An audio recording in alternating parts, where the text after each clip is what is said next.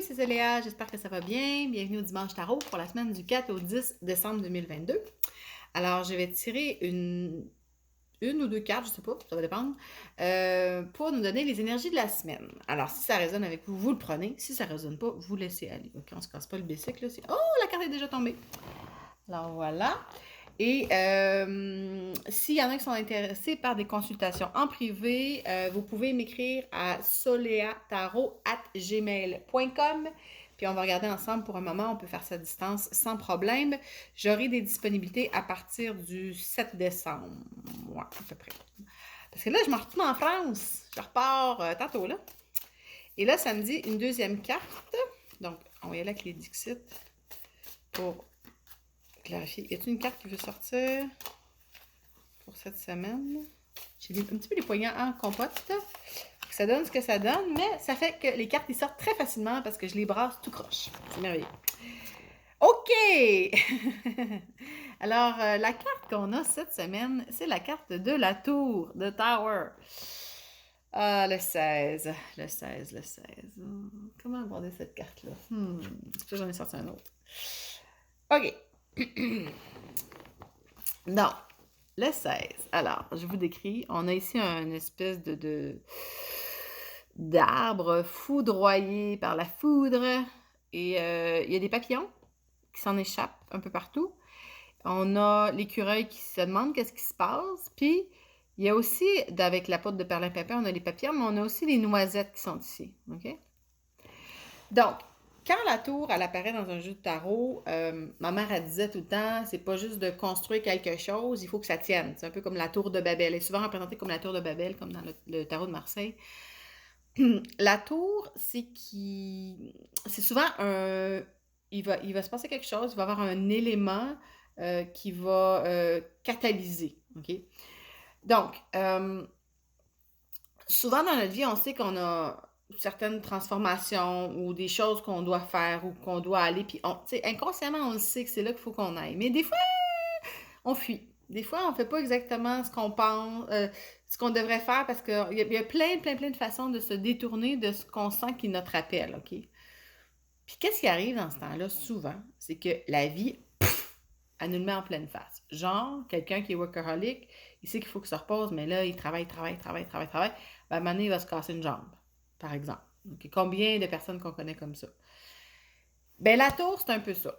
C'est que là, il y a quelque chose qui doit se passer, puis c'est à vous de prendre les pas dans la bonne direction, parce que sinon, la vie, elle va vous le mettre en pleine face. OK? Puis la deuxième carte qui est sortie, c'est celle-là ici. Donc, on a une espèce de mamie, une immense grosse mamie juge avec deux cupidons. OK? Puis c'est dans des balanciers comme au niveau de l'équilibre. Il y en a un petit rouquin aux cheveux raides, puis un petit blond. Puis il se pitch dans la face. En fait, il y en a un, c'est un genre de cupidon, puis l'autre, il y a comme un slingshot. Comment je vois ça avec la tour au niveau de l'équilibre? C'est comme si il y a deux parties de vous qui sont en opposition, OK? Puis ils ont chacun le même pouvoir. Fait que là, vous essayez de balancer quelque chose, mais il n'y en a pas un qui peut gagner parce que les deux, ils sont au même niveau, OK? Puis ces deux parties, ils sont comme une en face de l'autre, puis ils se contredisent, puis ils sont là.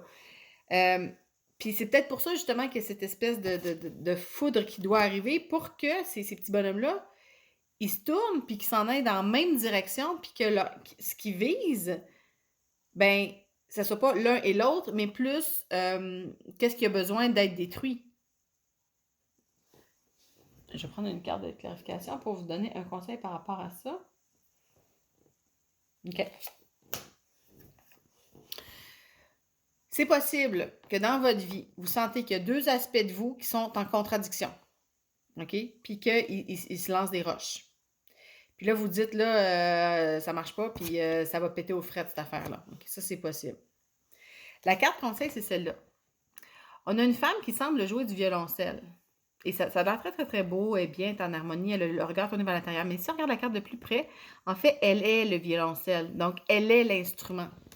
Donc, fait que moi, ce que je vois, c'est que ces petits bonhommes-là que vous sentez qui sont en opposition, puis vous les isolez de ce que vous êtes.